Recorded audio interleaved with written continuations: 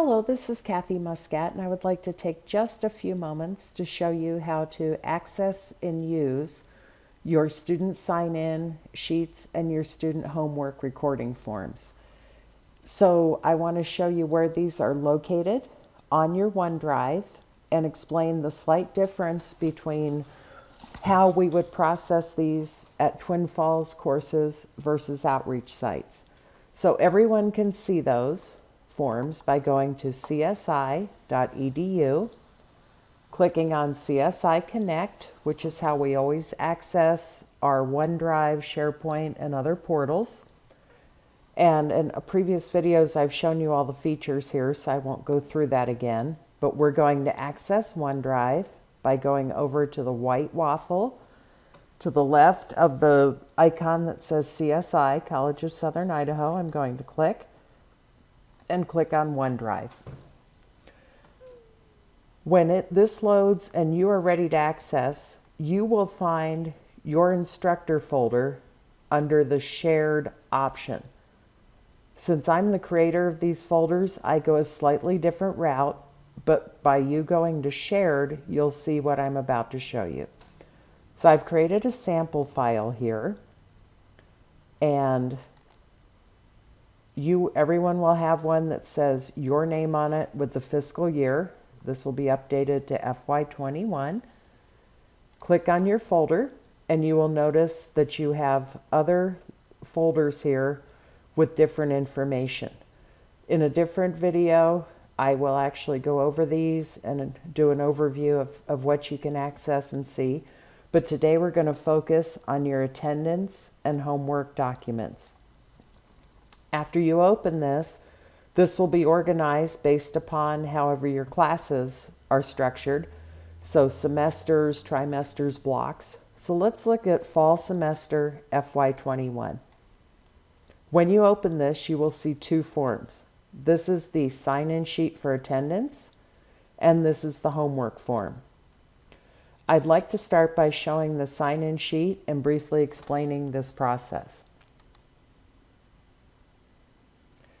If you are teaching in a Twin Falls course, then I am able to print these for you and place them in your mailbox. So you will not have to print your sign-in sheets or homework sheets from OneDrive. They should be in your mailbox ready for you to pick up before class. When you're done, you can simply return them to my mailbox or place them in the plastic paper holder to the left of my office door.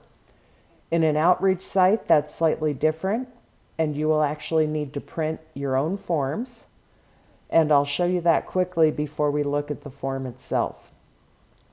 So to print, you go to File, Print, and in OneDrive there are several little extra steps that you don't often have if you're simply printing a document from Word or Excel, but you click Print, and you will be given a print settings menu box here. You can leave all of this the same. The piece you have to check is where I'm circling here where it says scaling. This needs to say fit all columns on one page. If you don't, your spreadsheet will often go onto two sheets and you won't be able to use it effectively. So print, scaling, fit all columns on one page. You'll click continue, and you will be brought up to a print preview screen. This is a good chance to make sure that you clicked on that put all columns on one sheet. You can see what your sign-in sheet will look like, make sure your printer is the one you want, and then you simply click print. These need to be out when the students come into your room, regardless of where you teach, and that way they can get in the process of signing in. So, your sign-in sheet has several pieces of information on it. It will list your class, the date you're meeting, your name, and the location of your course. The students will be listed, and I generate this through my data management system, IMAS. So basically, this sheet represents what I have in the system for you. During the first week of class, sometimes this is not entirely caught up. For example, someone might be on here that doesn't actually show to class, but I was told they were registered and I entered them. Or a student might change a course and go to a different class. Somebody might appear that first week that is not on here because they enrolled or were changed after the sheet was printed. On that first week, if that happens and you check with intake and they say, yes, that student should be in your room, simply have the student sign somewhere here on the bottom. After that first week, we should have all those pieces figured out and straightened out, and you should no longer have to have students sign at the bottom.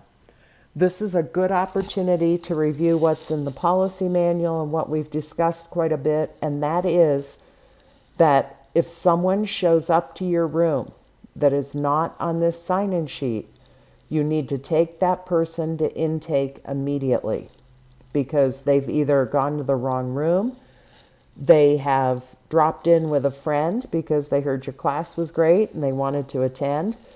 They maybe have decided to go to a friend's class instead of their own. That happens. And intake can help us either get that student to the right location, or if it's someone that is not currently a student, they can help provide information and get that person signed up for an orientation and learn more about our program.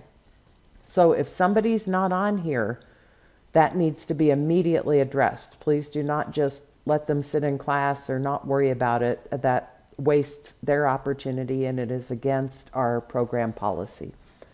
The student needs to sign in the blue area, which is where their student signature goes. On your forms, this won't actually be blue. I highlighted it for the purpose of this video, but they need to sign in. Please, before you submit these forms to me, take a moment and look this over carefully.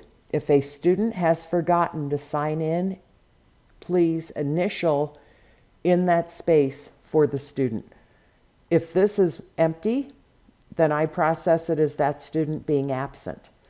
And I want to let you know that these are quickly processed and approved. Once something is approved in my data management system, I can no longer go in and change the attendance for that date. And if somebody comes to you 2 weeks from that date and says, but teacher, I was here, unfortunately, they will not receive credit for that attendance. We have to have this correct when I receive it and get it in the system. The next column is time in. And it is important that we record this for each student because I award attendance in 15-minute increments. If you have a lower level class and you wish to put this time in for them, that's fine, but we do need this filled out for students. The time out column, the last one, only needs to be completed if someone leaves early. When you are done and you work at an outreach site, you have several options to get these forms back to me. Some people scan them. A lot of people do that either as a site and send them all together for one area. That's often done, for example, in Burley. Or people will take a picture and attach it to an email and send it to me. That's fine. We can work out whatever you need to do with that if you have questions on how to get that attendance back to me. But it is really important that regardless of where you teach, this attendance is returned at the end of your class. Let's look at your homework form briefly. For those of you who are returning instructors, this is a very different process than what we've done in the past, and I think you'll like it. Instead of the individual normed homework hour sheets that you used to fill out per student, we now have a single sheet that lists the students and is provided weekly. So you will simply need to put in the unit or pages a student completes and how many hours they're worth. Every sheet has the ability to enter 2 assignments. So if you have a student, rarely I would think, during a week who submit or completes more than 2 assignments, you might need to print a copy of this and submit 2 for that week. It is really imperative that you try to return this as soon as you get homework. So even if only 1 student completes an assignment, maybe anyone is welcome is the only one that does work this week, you still need to enter that with the hours. Please do not hold back homework hours and submit them in a large block. This really inhibits my ability to give you timely, accurate, up-to-date information on how your students are doing with their time. And that not only impacts you, but it also impacts intake's ability to determine how students are doing toward reaching their hours to test and look at the system and be able to see what student performance looks like. So those are our two forms. Again, if you are in Twin Falls, these will be printed for you and provided in your mailbox. If you're in Outreach, we will have to have you print them, and then you and I will figure out the best way for you to return them. And I hope that you will find this to be a process that is very easy and painless for you and doesn't take an undue amount of time. If you have any questions about the forms or any concerns, please get a hold of me immediately, and I am happy to help. Thank you.